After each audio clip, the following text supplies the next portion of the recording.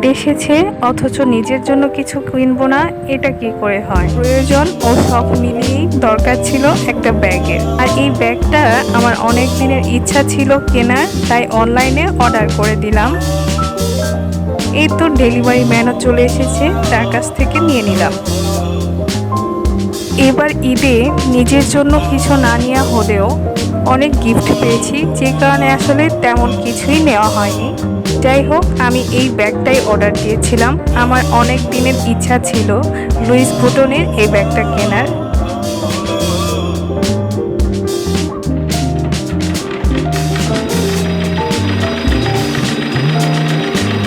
সেই দিন মার্কেটে যেয়ে বাসায় পরার জন্য কিছু ড্রেস এনেছিলাম, তার মাঝে এই ড্রেসটা ছিল। তাই আজকে বসে বসে ভাবছিলাম যেহেতু একটু ফ্রি আছি বানিয়ে ফেলি। আমি টেইলরিংয়ে অত বেশি ভালো না, কোনো রকম নিজেরটা বানিয়ে পড়তে পারি, তাও পারফেক্ট কখনো হয় না। যাই হোক, আর এখন যেহেতু ঈদের সিজন, তাই ঈদ চলে এসেছে, টেইলরও জামা কাপড় নিচ্ছিল না, তাই বাসায় যেহেতু ফ্রি আছি বসে বসে বানিয়ে ফেললাম। আর এটা ছিল একটা জয়পুরি 3 পিস। আমার কাছে কিন্তু পার্সোনালি এই ড্রেসটা খুবই ভালো লেগেছে, কিন্তু এটার গলায় কোনো রকম কাজ ছিল না, তাই ড্রেসটাকে একটু গর্জিয়াস করার জন্য সেদিন মার্কেট থেকে একবারে ম্যাচিং করে আমি লেস কিনে এনেছিলাম। এখন তো চিন্তায় পড়ে গেছি কিভাবে ডিজাইন করবো। আপনারা দেখতে পাচ্ছেন কতভাবে দেখছি, কোনোভাবে ভালো লাগছে না।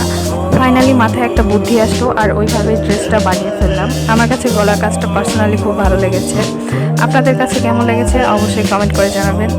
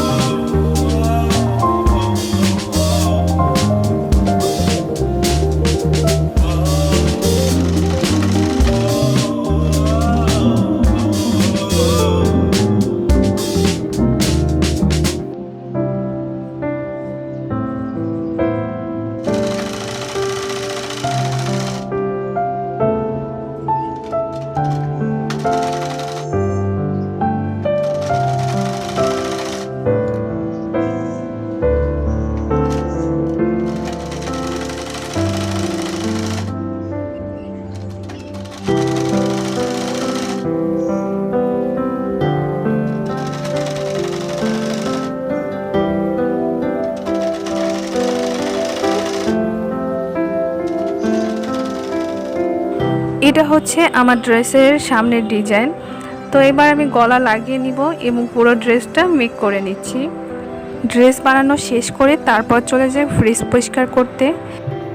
যে কাজগুলোতে সময় এবং কষ্ট বেশি হয় সেই কাজগুলো ট্রাই করি আগে করে ফেলার, যেমন ফ্রিজ পরিষ্কার করা, কাপড় চোপড় কাচা এবং ঘর ঝাড়া। এটা একটু সময় ব্যাপক কাজ, তাই আমি রোজার আগে সব সেরে রেখেছিলাম। আর আগে যেহেতু সেরে রেখেছি, এই টাইমটা ঈদের আগে খুব বেশি ময়লা হয় না, এই জন্য খুব সহজেই তখন পরিষ্কার করে ফেলা যায়। যে কোনো কাজ ভাগ করে নিলে ইজিলি করে ফেলা যায়।